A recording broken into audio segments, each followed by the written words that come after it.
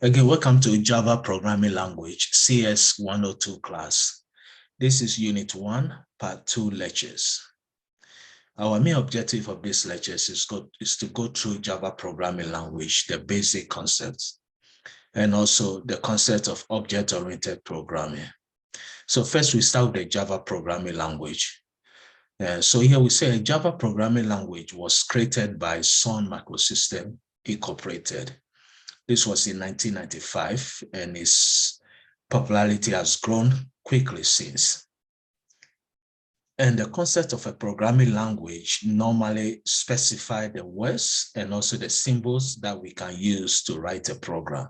So we use a computer programming language to develop a software, and there must be some rules which we have to follow. We use the concept syntax, etc.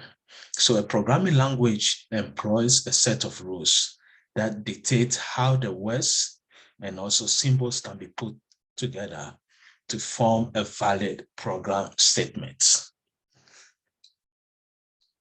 Now, Java programming structure, here we say every Java program or a Java programming language is made of one or more classes. So even the smallest Java program may have a class. That class, we call it the main class. And the name of the class is the same as the name of the Java program or the file name. So normally a program is made of one or more classes. That's a Java programming. And also a class contains one or more methods. And a method contains program statements. So a method contains a statement that can perform a specific task. So this term will be explored in more detail throughout the course. So let's see an example of a Java application program, which we call the linking.java. Now, since the file name is linking.java, we can see that the main class name also is linking. So every Java program, this is the most smallest, simple Java program we can see. The only thing this Java program is doing is to print a statement. And we shall go through details on this syntax. So first we start with the main class, which is called the linking. And we have a keyword public and class. Again, we shall explain all this as time goes on.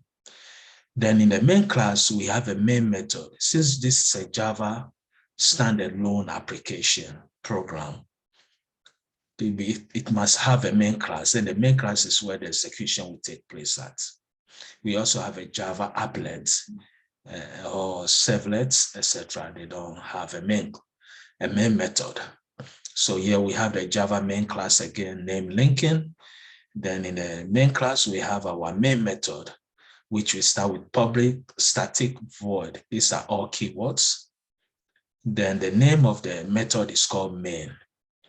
Its argument type is array argument, string type. And again, we shall go through all this. So here we have system.out.println. And what we have in a double quotation is called a string. A string is always in a double quotation. So when we run this program, our output will be the string, a code by Abraham Lincoln. We also have a second string here, which is whatever you are, be a good one. So again, in Java programming language, we use system.out.print or println to display something on our screen. Print means when we display the item, the cursor will remain on the same line. Println means when we display a quote by Abraham Lincoln, the cursor will go to the next line. Then whatever you are, be a good one. So we are going to get two lines of this test. Now, if we say print, the two statements here will print on one line. So that's our output. A quote by Abraham Lincoln, which is the string here, a quote by Abraham Lincoln. Whatever you are, be a good one. So that's all this program is doing, is to print these two statements out. So now let's go through each section of the program. So we start with public class, my program. So we call this line as the class header. The class header here consists of the keyword public and also keyword class and the name of the class. Then here we have the class body. Also, the 2/ is a comment. So we can have a comment here, my name or what the program is doing. What comment does is that when we run this program, the compiler will ignore the comment. It's not going to execute the comments. So when you see double / it's going to ignore the content. Now, next we say we have the main method. So that's our public static void main. So that's our main method. Then the main method also have the same method body. The main method body is here. So here we can write our code. So we can see that the main method is inside the main class.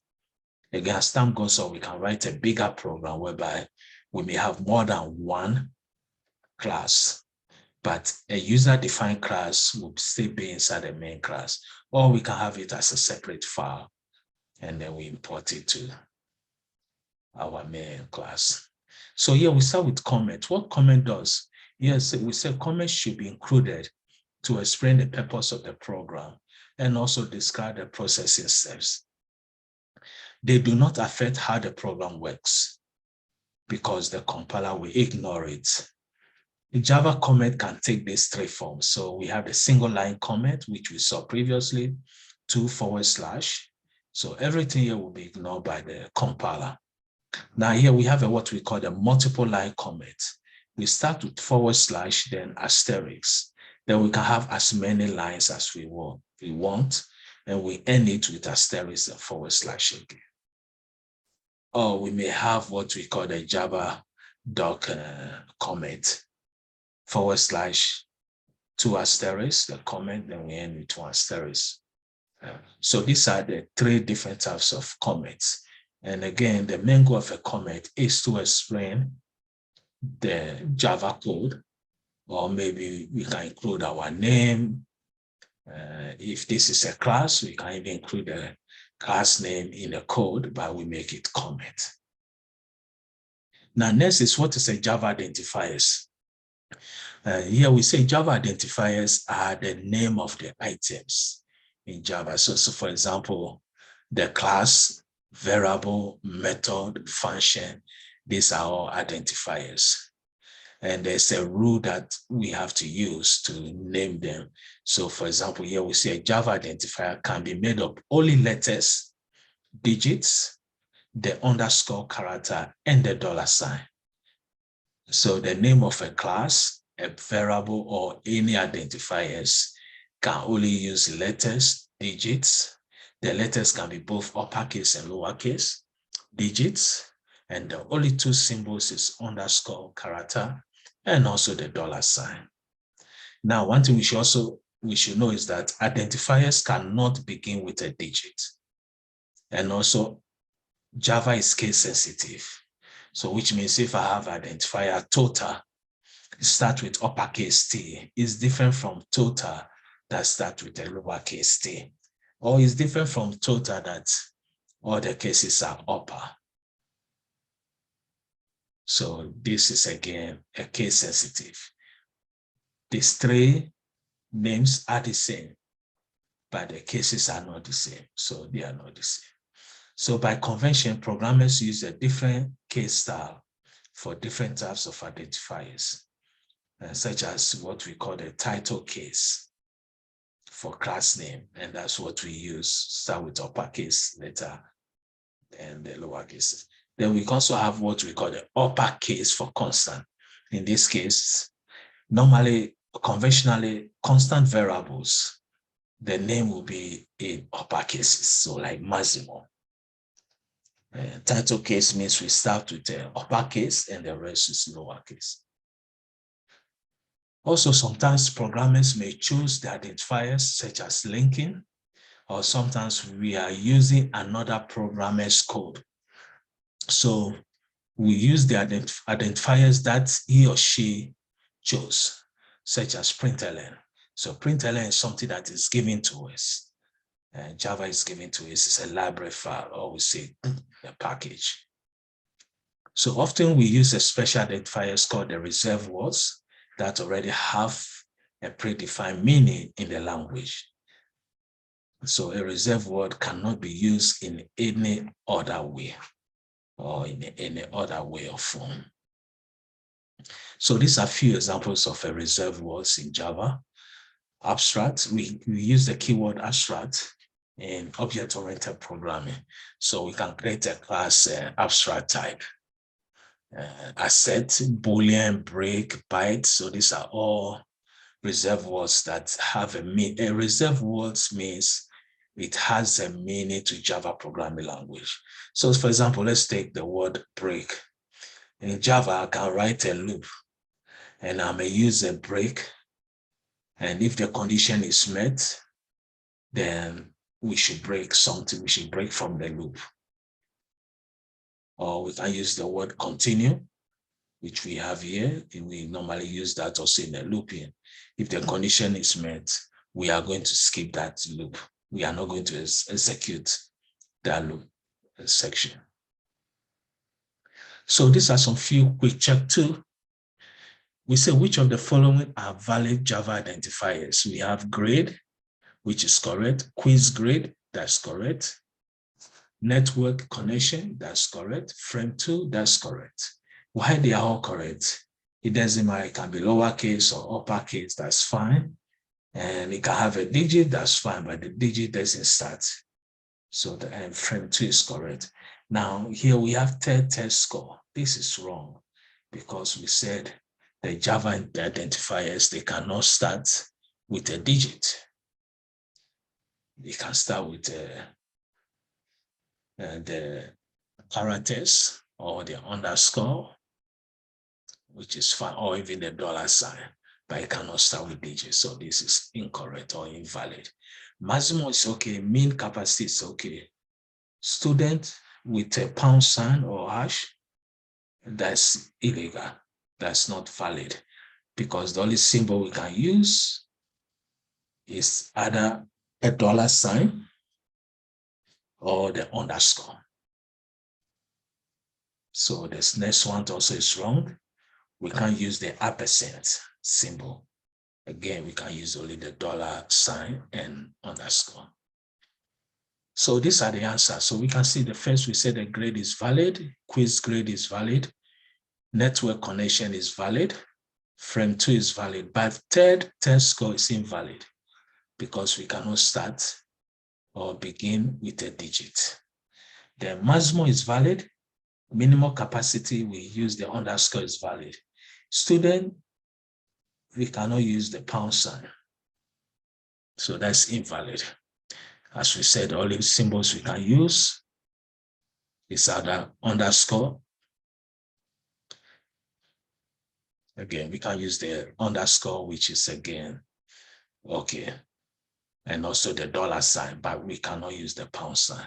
% also is invalid. We can use only $sign and again, underscore. So what is a white space?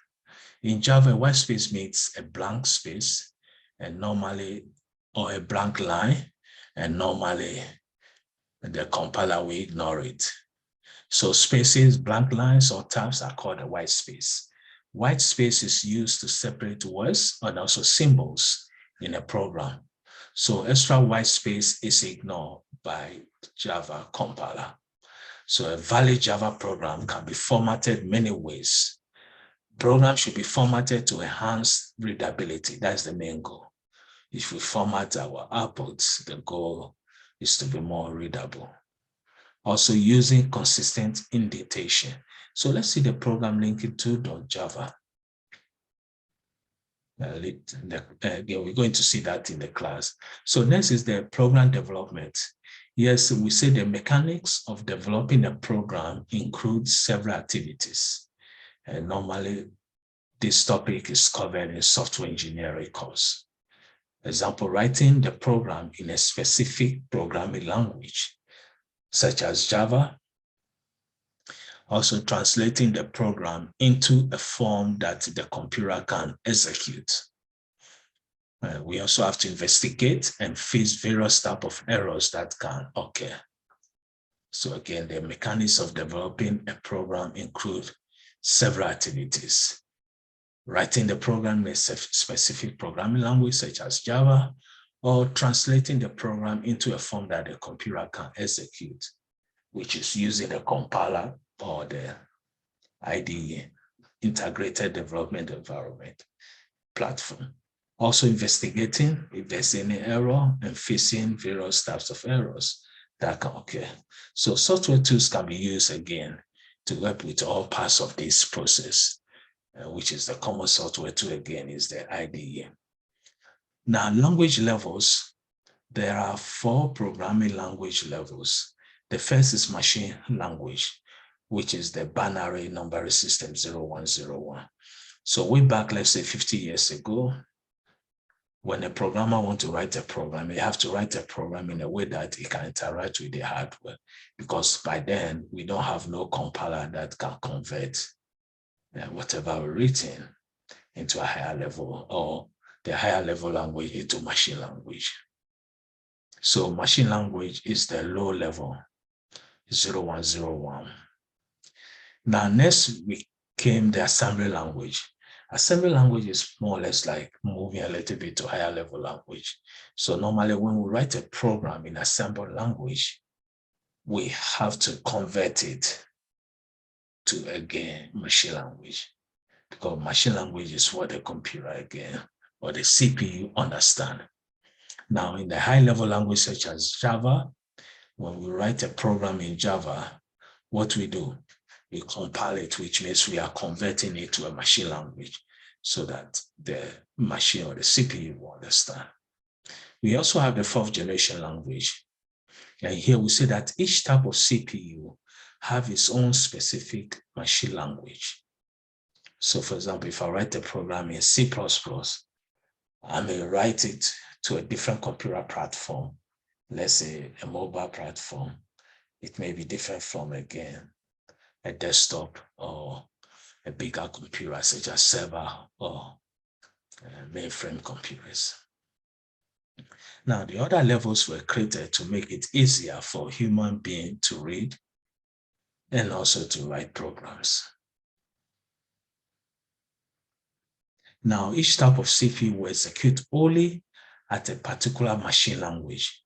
So a program, again, must be translated into the machine language before it can be executed. And a compiler does that. A compiler is a software tool which translates the source code, that is the higher level language, into a specific target language. Now, yes, sometimes that target language is the machine language for a particular CPU style. So a Java approach is somewhat different. Now, with the Java translations, we say here the Java compiler again translate the Java source code into a special representation called the bytecode. Now, if a computer have what we call the Java virtual machine, then the bytecode will be executed. So that's why we say Java programming language, kind of a neutral platform, because if a desktop computer have a Java virtual machine, or a mainframe supercomputer have a Java virtual machine, surely then we can be able to execute. So bytecode is executed by Java virtual machine. And also we say the Java compiler translates the Java source code into a special representation called a bytecode. So this is the diagram, how it works. So first we start with writing our Java source file. That's higher level, more or less like English. Then after that, we use a Java compiler to compile it. Then next, we use our Java bytecode. Then we connect to our Java virtual machine to execute it.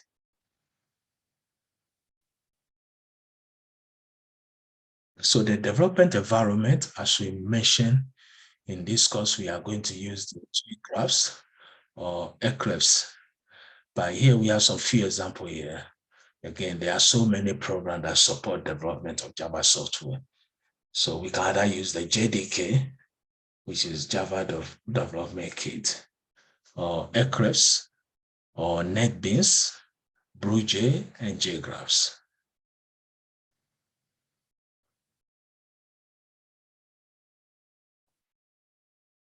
So what is a syntax and semantics? So a syntax rules of a language define how we can put together symbols, reserve words, and identifiers to make a valid program. So for example, if I'm writing a program to print something on the screen, the print might be lowercase p. Now, if I make it uppercase p, I may have a syntax error if the program doesn't take it. Now, a semantics of a program statement define what that statement means. Also, its purpose or role in a program. So here we say a program that is synthetically correct is not necessarily logically or semantically correct. So a program will always do what we tell it to do, not what we meant to do it. And meant to tell it to do.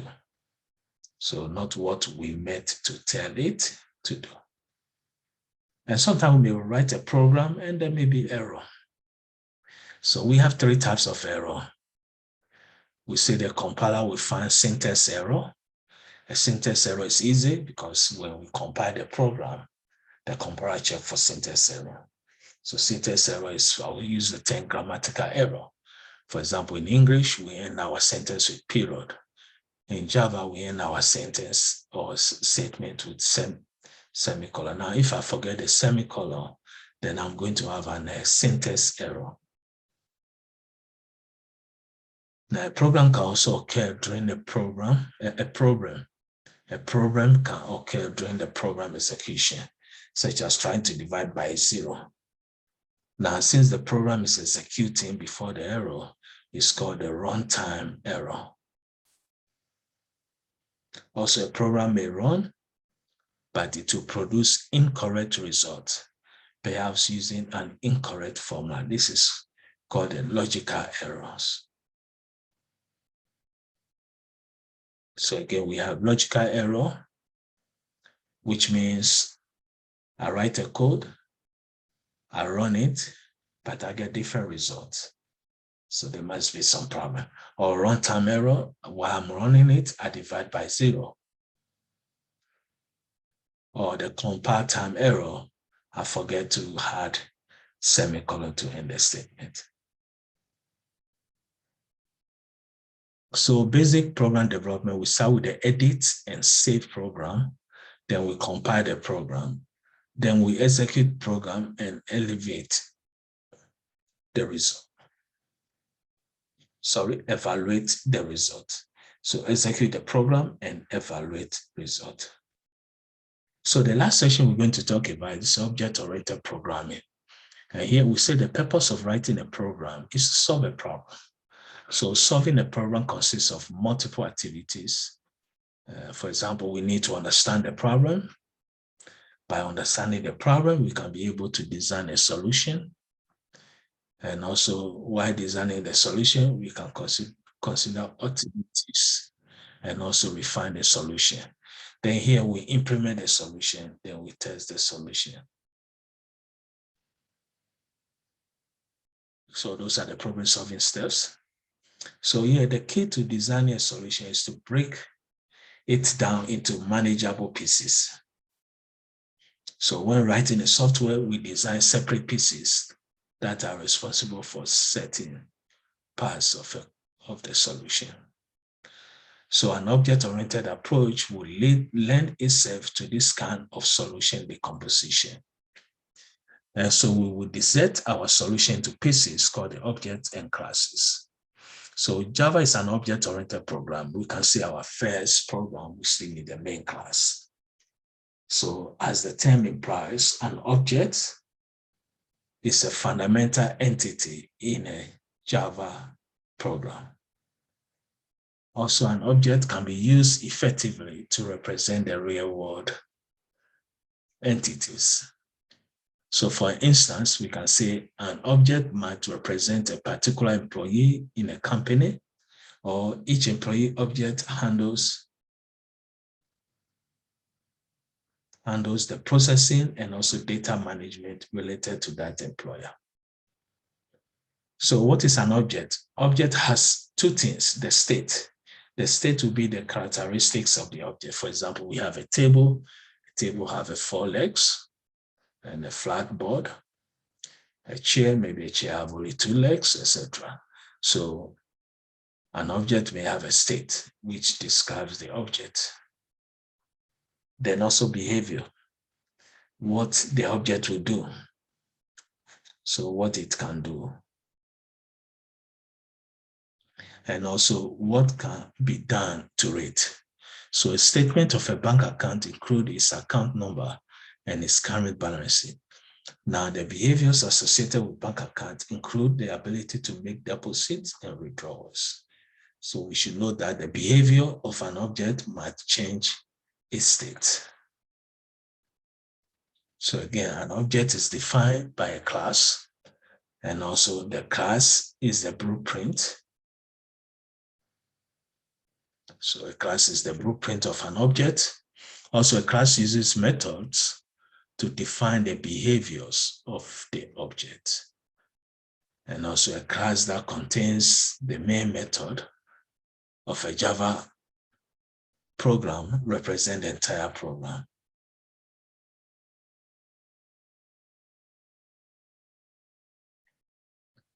So this example of a class. So a class is more or less like a blueprint. And if I'm building a house, I may have a blueprint. From that blueprint, I can create maybe 5, 10 same house. So that will be our objects. So one blueprint to create several similar but different houses.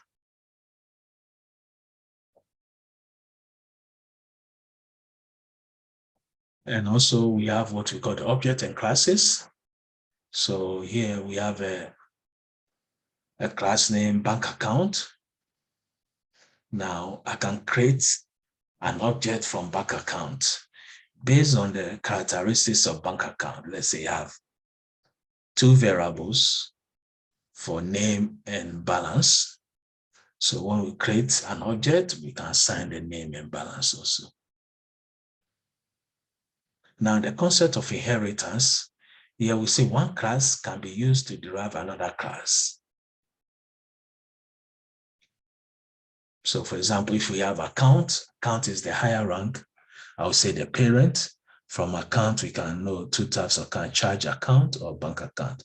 Within bank account, we also know savings account and checking account. So we're going to end the lectures here. So in this lectures, again, we learn the basic concept of Java programming language. First, what is a Java programming language? How do we run Java programming language, where we can get the IDE for the Java programming language. We also learn some few terminologies such as syntax, semantics, logical concepts, etc. So again, wish everybody the best and thank you very much. See you in the class.